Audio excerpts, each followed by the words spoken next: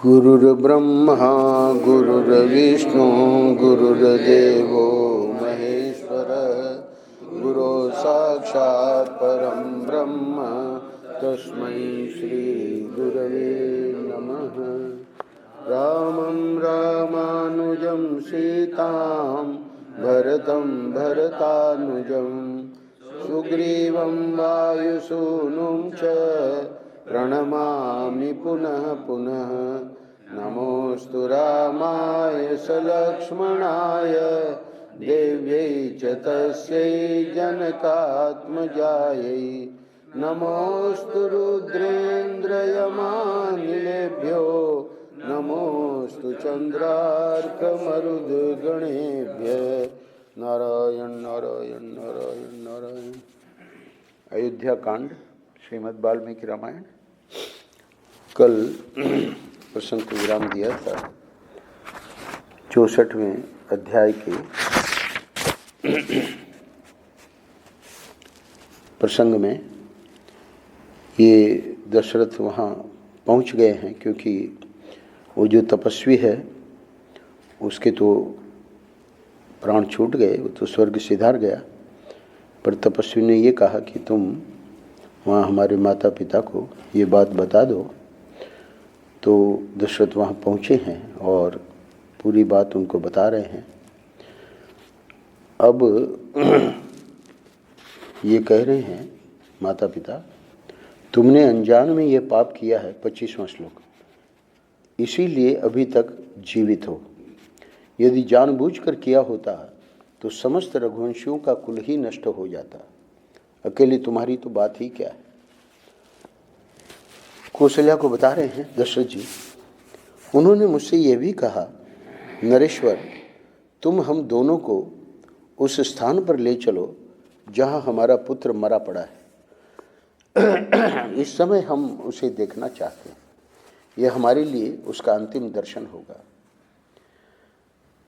यहाँ दर्शन से अर्थ है छू लेंगे उसको, क्योंकि दोनों अंधे हैं।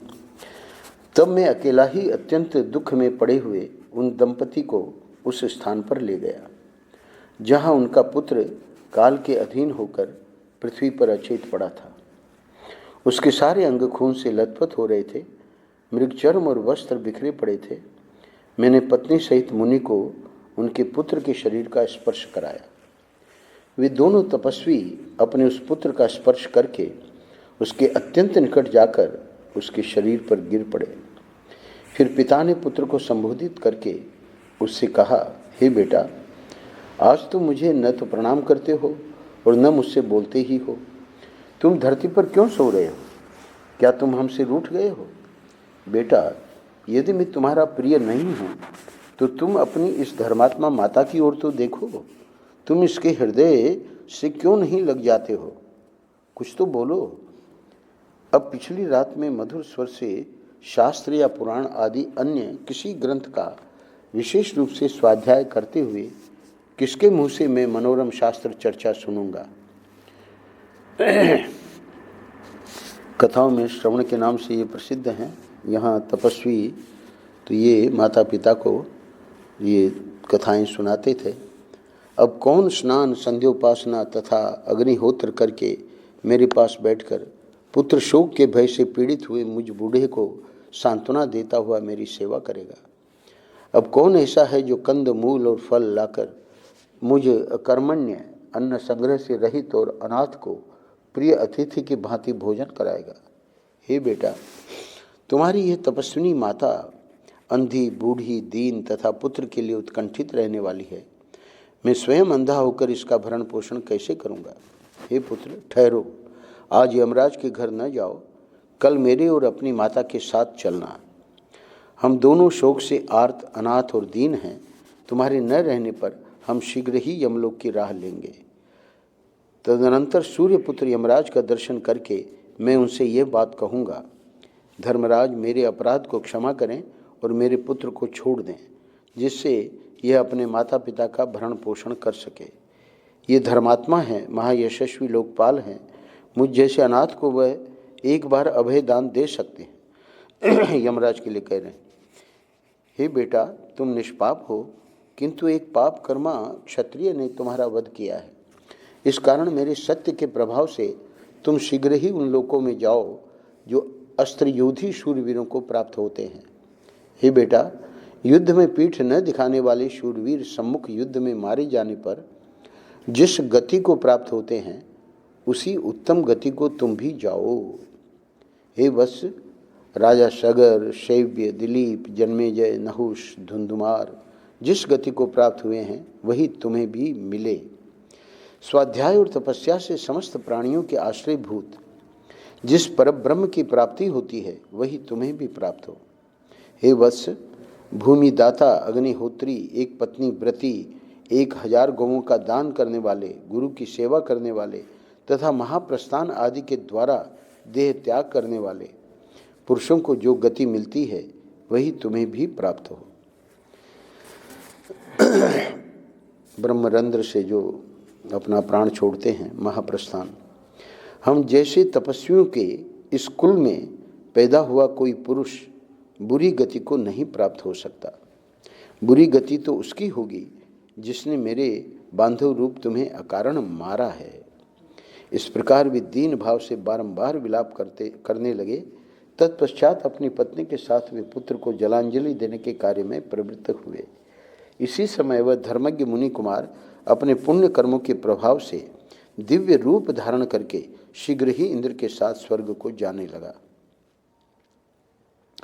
इंद्र सहित उस तपस्वी ने अपने दोनों बूढ़े पिता माता को एक मुहूर्त तक आश्वासन देते हुए उनसे बातचीत की। फिर वह अपने पिता से बोला, मैं आप दोनों की सेवा से महान स्थान को प्राप्त हुआ हूँ। अब आप लोग भी शीघ्र ही मेरे पास आ जाइएगा। यह कहकर वह जितेंद्रिय मुनि कुमार उस सुंदर आकार वाले दिव्य विमान से शीघ्र ही देवलोक को चला गया। तदनंतर पत्नी सहित उन महातेजस्वी तपस्वी मुनि ने तुरंत ही पुत्र को जलांजलि देकर हाथ जोड़े खड़े हुए मुझसे यानी दशरथ जी से बोले, हे राजन, तुम आज ही मुझे भी मार डालो। अब मरने में मुझे कष्ट नहीं होगा। मेरे एक ही बेटा था जिसे तुमने अपने बाण का निशाना बनाकर मुझे पुत्रहीन कर दिया। तुमने अज्ञानवश जो मेरे बालक की हत्या की है, उसके कारण मैं तुम्हें भी अत्यंत भयंकर एवं भली भांति दुख देने वाला शाप दूंगा। हे राजन, इस समय पुत्र के वियोग से मुझे जैसा कष्ट हो रहा है, ऐसा ही तुम्हें भी होगा। तुम भी पुत्र शोक से ही काल के गाल में जाओगे। क्षत्रिय होकर अनजान में तुमने वैश्य जातीय मुनि का वध किया है, इसलिए शीघ्र ही तुम्हें ब्रह्म हत्या का पाप तो नहीं लगेगा, तथापि जल्दी ही तुम्हें भी ऐसी ही भयानक और प्राण लेने वाली अवस्था प्राप्त होगी। ठीक उसी तरह जैसे दक्षिणा देने वाले दाता को उसके अनुरूप फल प्राप्त होता है। इस प्रकार मुझे शाप देकर वे बहुत देर तक करुणाजनक विलाप करते रहे। फिर वे दोनों पति पत्नी अपने शरीर को जलती हुई चिता में डालकर स्वर्ग को चले गए। कौशल्या को कहते हैं, दशरथ जी, हे देवी, इस प्रकार बाल स्वभाव के कारण मैंने पहले शब्द वेधी बाण मारकर और फिर उस मुनि के शरीर से बाण को खींचकर जो उनका वध रूपी पाप किया था, वह आज इस पुत्र वियोग की चिंता में पड़े हुए मुझे स्वयं ही स्मरण हो आया है। हे देवी, अपथ्य वस्तुओं के साथ अन्न रस ग्रहण कर लेने पर जैसे शरीर में रोग पैदा हो जाता है, उसी प्रकार यह उस पाप कर्म का फल उपस्थित हुआ है। अतः हे कल्याणी, उन उदार महात्मा का शाप रूपी वचन इस समय मेरे पास फल देने के लिए आ गया है। ऐसे कहकर वे भूपाल मृत्यु के भय से त्रस्त हो अपनी पत्नी से रोते हुए बोले, हे कौशल्ये, अब मैं पुत्र शोक से अपने प्राणों का त्याग करूंगा। इस समय मैं तुम्हें अपनी आंखों से देख नहीं पाता हूँ, तुम मेरा स्पर्श करो। जो मनुष्य यमलोक में जाने वाले मरणासन्न होते हैं, वे अपने बांधव जनों को नहीं देख पाते हैं। यदि श्री राम आकर एक बार मेरा स्पर्श करें अथवा यह धन वैभव और युवराज पद स्वीकार कर लें तो मेरा विश्वास है कि मैं जी सकता हूँ। हे देवी, मैंने श्री राम के साथ जो बर्ताव किया है वह मेरे योग्य नहीं था, परंतु श्री राम ने मेरे साथ जो व्यवहार किया है वह सर्वथा उन्हीं के योग्य है। कौन बुद्धिमान पुरुष इस भूतल पर अपने दुराचारी पुत्र का भी परित्याग कर सकता है? एक मैं हूँ जिसने अपने धर्मात्मा पुत्र को त्याग दिया। तथा कौन ऐसा पुत्र है जिसे घर से निकाल दिया जाए और वह पिता को कोसे तक नहीं? परंतु श्री राम चुपचाप चले गए, उन्होंने मेरे विरुद्ध एक शब्द भी नहीं कहा। हे कौशल्य, अब मेरी आंखें तुम्हें नहीं देख पाती हैं, स्मरण शक्ति भी लुप्त होती जा रही है। उधर देखो, ये यमराज के दूत मुझे यहाँ से ले जाने के लिए उतावले हो उठे। इससे बढ़कर दुख मेरे लिए और क्या हो सकता है कि मैं प्राणांत के समय सत्य पराक्रमी धर्मज्ञ राम का दर्शन नहीं पा रहा हूँ, जिनकी समता करने वाला संसार में दूसरा कोई नहीं है। उन प्रिय पुत्र श्री राम के न देखने का शोक मेरे प्राणों को उसी तरह सुखाए डालता है जैसे धूप थोड़े से जल को शीघ्र सुखा देती है। वे मनुष्य नहीं, देवता हैं, जो आपके 15वें वर्ष आज के 15वें वर्ष वन से लौटने पर श्री राम का सुंदर मनोहर कुंडलों से अलंकृत मुख देखेंगे। वो आज की जगह आप छप गया है। जो कमल के समान नेत्र, सुंदर भौहें, स्वच्छ दांत और मनोहर नासिका से सुशोभित श्री राम के चंद्रोपम मुख का दर्शन करेंगे वे धन्य हैं। जो मेरे श्री राम के शरदचंद्र सदृश मनोहर और प्रफुल्ल कमल के समान सुवासित मुख का दर्शन करेंगे वे धन्य हैं। जैसे मूढ़ता आदि अवस्थाओं को त्याग कर अपने उच्च मार्ग में स्थित शुक्र का दर्शन करके लोग सुखी होते हैं, उसी प्रकार वनवास की अवधि पूरी करके पुनः अयोध्या में लौटकर आए हुए श्री राम को जो लोग देखेंगे वे ही सुखी होंगे। हे कौशल्य, मेरे चित्त पर मोह छा रहा है, हृदय विदीर्ण सा हो रहा है। इंद्रियों से संयोग होने पर भी मुझे शब्द, स्पर्श और रस आदि विषयों का अनुभव नहीं हो रहा है। जैसे तेल समाप्त हो जाने पर दीपक की अरुण प्रभा विलीन हो जाती है, उसी प्रकार चेतना के नष्ट होने से मेरी सारी इंद्रियां ही नष्ट हो चली हैं। जिस प्रकार नदी का वेग अपने ही किनारे को काट गिराता है, उसी प्रकार मेरा अपना ही उत्पन्न किया हुआ शोक मुझे वेगपूर्वक अनाथ और अचेत किए दे रहा है। हा महाबाहु रघुनंदन, हा मेरे कष्टों को दूर करने वाले श्री राम, हा पिता के प्रिय पुत्र, हा मेरे नाथ, हा मेरे बेटे, तुम कहाँ चले गए? हा कौशल्य, अब मुझे कुछ नहीं दिखाई देता। हा तपस्विनी सुमित्रे, अब मैं इस लोक से जा रहा हूँ। हा मेरी शत्रु क्रूर कुलांगार कैकेयी, तेरी कुटिल इच्छा पूरी हुई। इस प्रकार श्री राम, माता कौशल्या और सुमित्रा के निकट शोकपूर्ण विलाप करते हुए राजा दशरथ के जीवन का अंत हो गया। अपने प्रिय पुत्र के वनवास से शोकाकुल हुए राजा दशरथ इस प्रकार दीनतापूर्ण वचन कहते हुए आधी रात बीतते बीतते अत्यंत दुख से पीड़ित हो गए और उसी समय उन उदारदर्शी नरेश ने अपने प्राणों को त्याग दिया। 64वां अध्याय यहाँ पूरा होता है। अगले अध्याय में अभी किसी को पता नहीं है और दोनों रानियाँ पूरी रात जागी, इनको दोनों को नींद आ गई है और तदनंतर रात बीतने पर दूसरे दिन सवेरे ही वंदी जन महाराज की स्तुति करने के लिए राजमहल में उपस्थित हुए। व्याकरण ज्ञान से संपन्न अथवा उत्तम अलंकारों से विभूषित सूत, उत्तम रूप से वंश परंपरा का श्रवण कराने वाले मागध और संगीत शास्त्र का अनुशीलन करने वाले गायक अपने अपने मार्ग के अनुसार पृथक पृथक यशोगान करते हुए वहाँ आए। ये प्रतिदिन का उनका राजाओं का होता था। उच्च स्वर से आशीर्वाद देते हुए राजा की स्तुति करने वाले उन सूत, मागध आदि का शब्द राजमहलों के भीतरी भाग में फैलकर गूंजने लगा। वे सूतगण स्तुति कर रहे थे। इतने ही में पाणिवादक हाथों से ताल देकर गाने वाले वहाँ आए और राजाओं के बीते हुए अद्भुत कर्मों का बखान करते हुए ताल गति के अनुसार तालियां बजाने लगे। उस शब्द से वृक्षों की शाखाओं पर बैठे हुए तथा राजकुल में ही विचरने वाले पिंजड़े में बंद शुक आदि पक्षी जागकर चहचहाने लगे।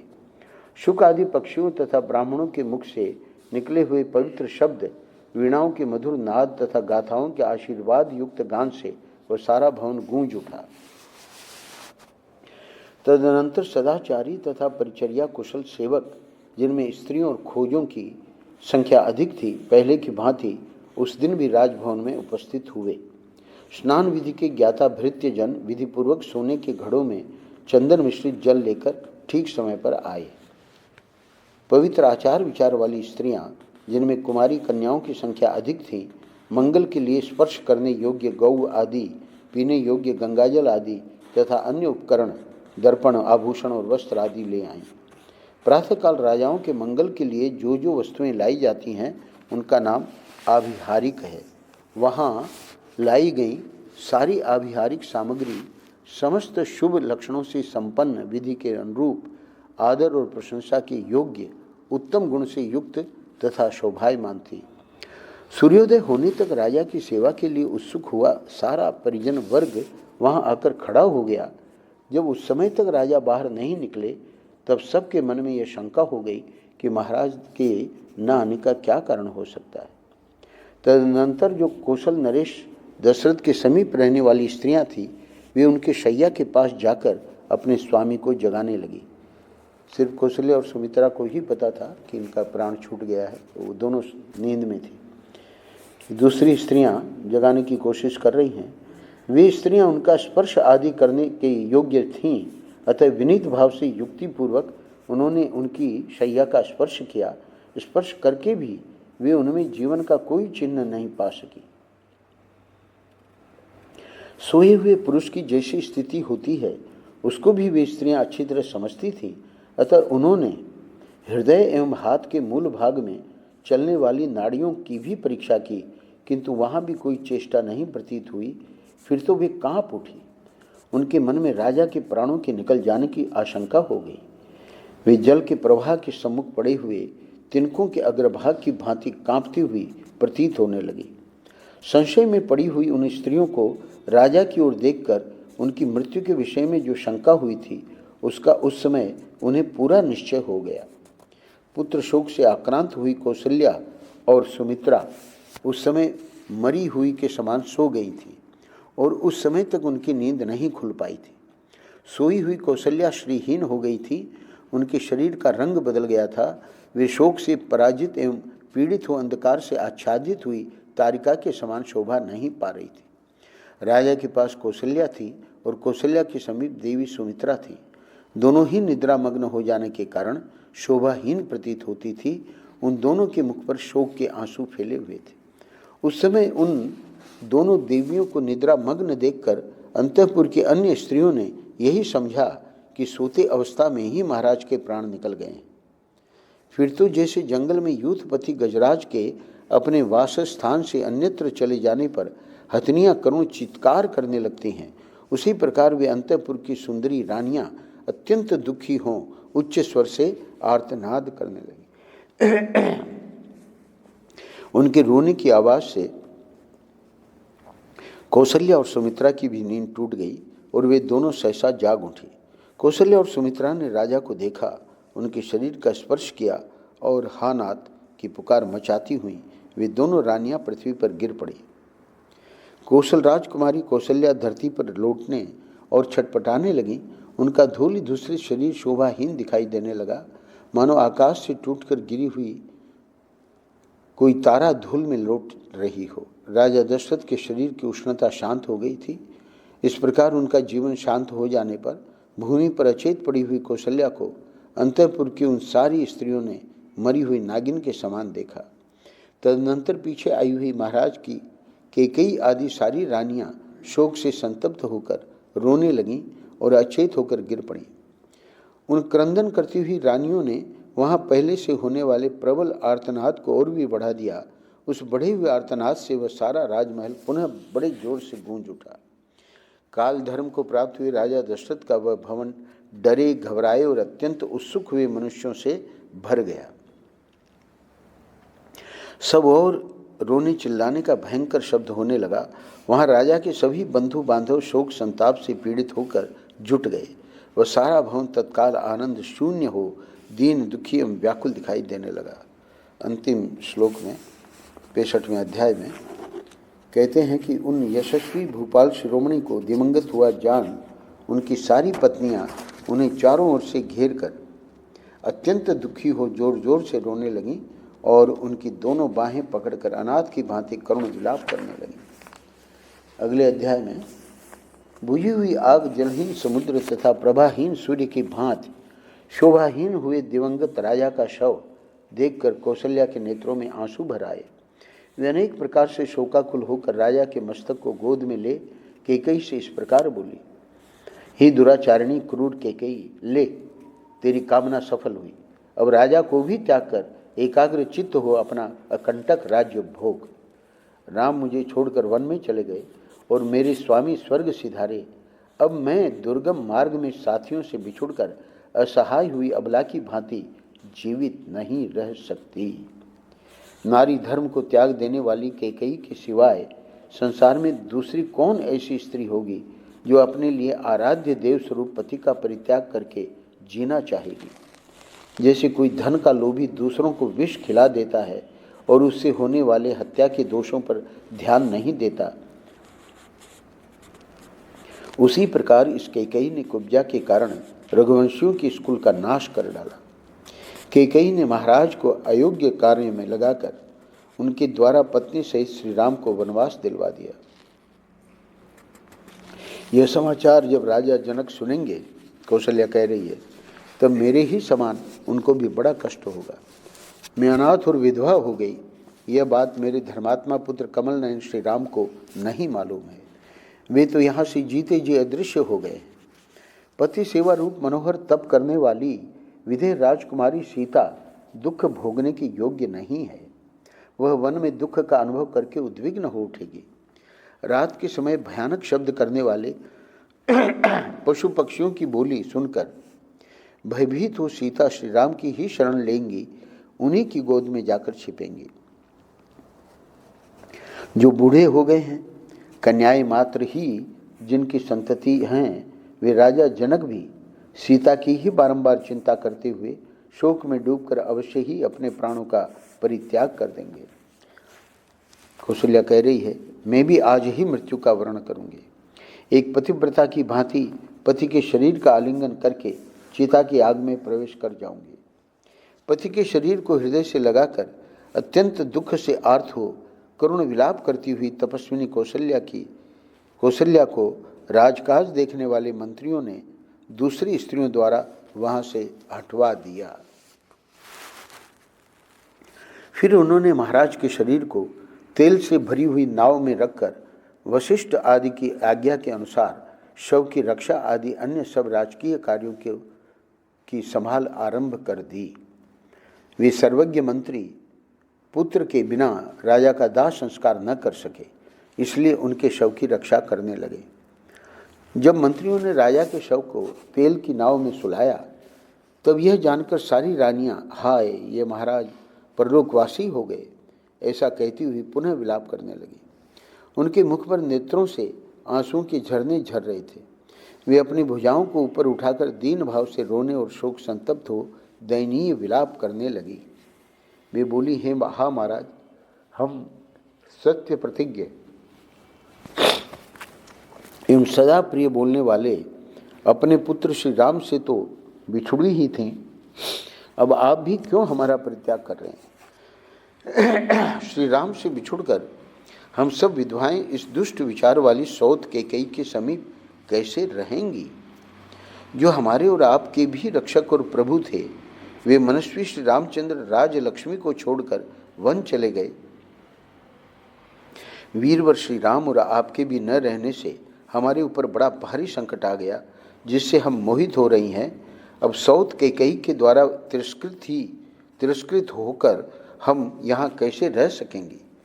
जिसने राजा का तथा सीता सहित श्री राम और महाबली लक्ष्मण का भी परित्याग कर दिया, वह दूसरे किसका त्याग नहीं करेगी। रघुकुल नरेश दशरथ की वे सुंदरी रानियां महान शोक से ग्रस्त हो आंसू बहाती हुई नाना प्रकार की चेष्टाएं और विलाप कर रही थीं। उनका आनंद लुट गया था। महामना राजा दशरथ से हीन हुई वह अयोध्यापुरी नक्षत्रहीन रात्रि और पति विहीना नारी की भांति श्रीहीन हो गई थी। नगर के सभी मनुष्य आंसू बहा रहे थे। कुलवती स्त्रियां हाहाकार कर रही थी। चौराहे तथा घरों के द्वार सूने दिखाई देते थे। इस प्रकार वह अयोध्यापुरी पहले की भांति शोभा नहीं पाती थी। राजा दशरथ शोकवश स्वर्ग सिधारे और उनकी रानियां शोक से ही भूतल पर लौटती रहीं। इस शोक में ही सहसा सूर्य की किरणों का प्रचार बंद हो गया और सूर्यदेव अस्त हो गए। तत्पश्चात अंधकार का प्रचार करती हुई रात्रि उपस्थित हुई। वहां पधारे हुए सुहृदों ने किसी भी पुत्र के बिना राजा का दाह संस्कार होना नहीं पसंद किया। अब राजा का दर्शन अचिंत्य हो गया, यह सोचते हुए उन सब ने उस तैलपूर्ण कड़ाह में उनके शव को सुरक्षित रख दिया। सूर्य के बिना प्रभाहीन आकाश तथा नक्षत्रों के बिना शोभाहीन रात्रि की भांति अयोध्यापुरी महात्मा राजा दशरथ से रहित हो श्रीहीन प्रतीत होती थी। उसकी सड़कों और चौराहों पर आंसुओं से अवरुद्ध कंठ वाले मनुष्यों की भीड़ एकत्र हो गई थी। अंतिम श्लोक में झुंड के झुंड स्त्री और पुरुष एक साथ खड़े होकर भरत माता कैकेयी की निंदा करने लगे। उस समय महाराज की मृत्यु से अयोध्यापुरी में रहने वाले सभी लोग शोकाकुल हो रहे थे। कोई भी शांति नहीं पाता था। 66वां अध्याय यहाँ पूरा होता है। अगले अध्याय में अयोध्या में लोगों की वह रात रोते कलपते ही बीती। उसमें आनंद का नाम भी नहीं था। आंसुओं से सब लोगों के कंठ भरे हुए थे। दुख के कारण वह रात सबको बड़ी लंबी प्रतीत हुई।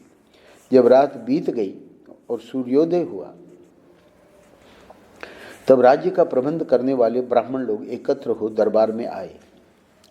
मार्कंडेय, मौद्गल्य, वामदेव, कश्यप, कात्यायन, गौतम और महायशस्वी जाबाली, ये सभी ब्राह्मण श्रेष्ठ राजपुरोहित वशिष्ठ जी के सामने बैठकर मंत्रियों के साथ अपनी अलग अलग राय देने लगे।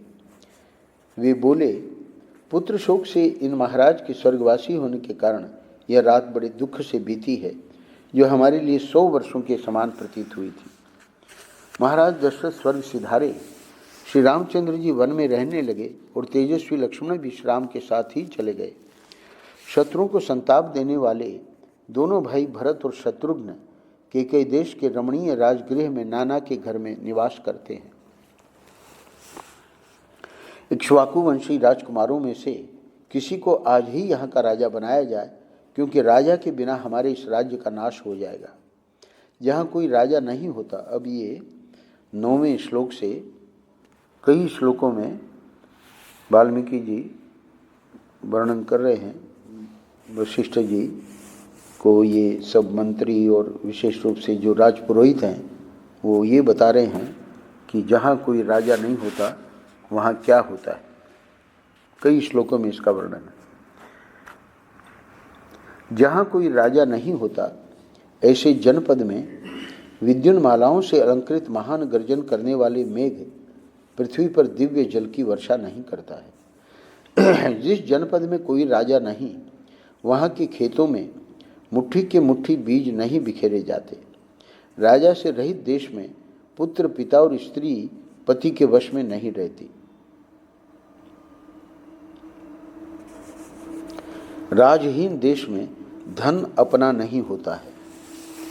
बिना राजा के राज्य में पत्नी भी अपनी नहीं रह पाती है। राजा रहित देश में यह महान भय बना रहता है। जब वहाँ पति पत्नी आदि का सत्य संबंध नहीं रह सकता तो फिर दूसरा कोई सत्य कैसे रह सकता है। दूसरे सब संबंध तो गौण हैं।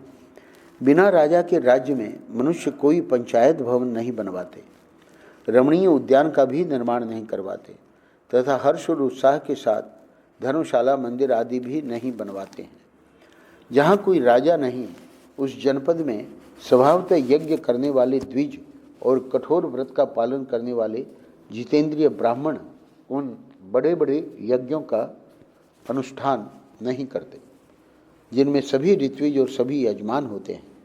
राजा सहित जनपद में कदाचित महायज्ञों का आरंभ हो भी तो उनमें धन संपन्न ब्राह्मण भी ऋत्विजों को पर्याप्त दक्षिणा नहीं देते। उन्हें भय रहता है कि लोग हमें धनी समझकर लूट न लें।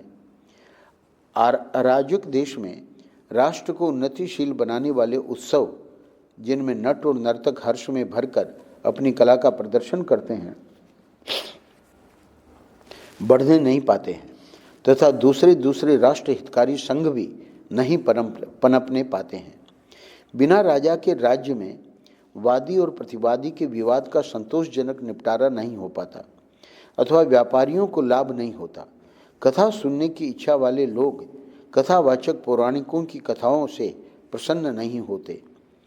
राजा रहित जनपद में सोने के आभूषणों से विभूषित हुई कुमारियां एक साथ मिलकर संध्या के समय उद्यानों में क्रीड़ा करने के लिए नहीं जाती हैं। बिना राजा के राज्य में धनी लोग सुरक्षित नहीं रह पाते तथा कृषि और गोरक्षा से जीवन निर्वाह करने वाले वैश्य भी दरवाजा खोलकर नहीं सो पाते हैं। कुछ और भी श्लोक हैं, आज 18 पे विश्राम देते हैं। ये 67वां अध्याय 38 पे पूरा होगा, तो अभी 20 श्लोक और हैं। राजा के और भी कुछ श्लोक हैं, बाद में आगे की कथा है। नारायण नारायण नारायण नारायण।